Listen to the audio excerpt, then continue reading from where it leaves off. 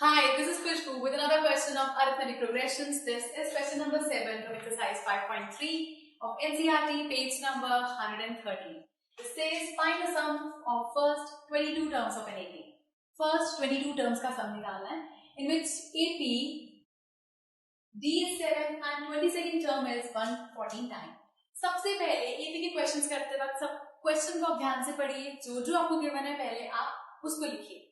So find the sum of first 22 terms. जब भी हमें कहा गया है 22 terms का निकालना है, that means अगर हमें S22 find करना है, first 22 terms का sum, तो यहाँ जो वैल्यू लिखी होती है, ये चीज, ये हमारा n है.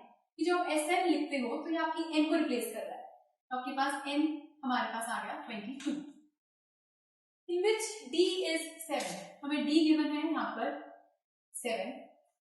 And 22nd term is 149. 22nd term, that means A22 हमारे पास है 149.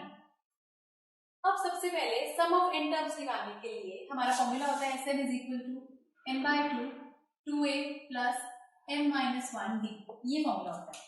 इस Sn में आपके पास n गिवन है, आपके पास d गिवन है, लेकिन आपके पास a नहीं है. So उसके लिए पहले हम फॉर्मूला यूज करेंगे an का. So an का फॉर्मूला लगाते हैं an is equal to a plus n minus 1 d. So an हमारे पास यहाँ पर है a22. n की जगह है 22. a फर्स्ट टर्म हमें निकालनी है. n की जगह फिर से 22 minus 1 d की जगह हमने पुट किया 7.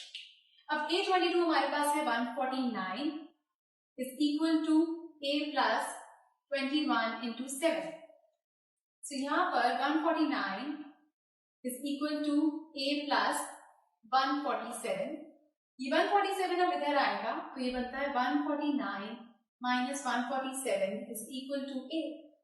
So यहाँ से a की वैल्यू हमारे पास आ गई है 2. ये आपके पास आ गई यहाँ से फर्स्ट टर्म. अब फर्स्ट टर्म के बाद हमें को चाहिए थी Sn, sum of first 22 terms. हम इसका फॉर्मूला पुट कर देते हैं. Sn मतलब S22, तो 22 by 2 2 into a. a हमारे पास आया 2, इस वैल्यू को यहाँ पे पुट कर देंगे, प्लस n की वैल्यू आई है हमारे पास 22. जहां जहां n है क्वेश्चन में वहां पर आप उसको पुट करोगे जो उसकी एक्चुअल वैल्यू गिवन. जैसे कि 22, तो यहाँ आता है 22 minus 1 d. कॉमन डिफरेंस आपके पास है 7. 2 1s are 2 11s are, तो S22 is equal to 11. 2 2s are is 4 plus 22 minus 1 is 21 into 7. So यहाँ से आता है S22 11 ब्रैकेट में 4 प्लस, कभी भी जो आप ये ब्रैकेट सॉल्व कर रहे हो, I have seen with students वो पहले इसको ऐड कर देते हैं. ये गलत है. आप पहले इसको मल्टीप्लाई करेंगे, बिकॉज बॉड मास के अकॉर्डिंग पहले मल्टीप्लीकेशन फिर जो आएगा उसके साथ एडिशन. तो ये आपके पास बनता है 147. S22 हमारे पास आता है 11 into 151. 11 into 151 करके आएगा 1661.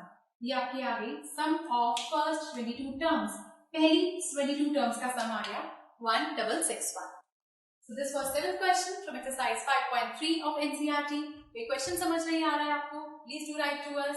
जो स्पेस नीचे गिवन है उसमें लिखिए, and to watch the next video for some more questions. Goodbye.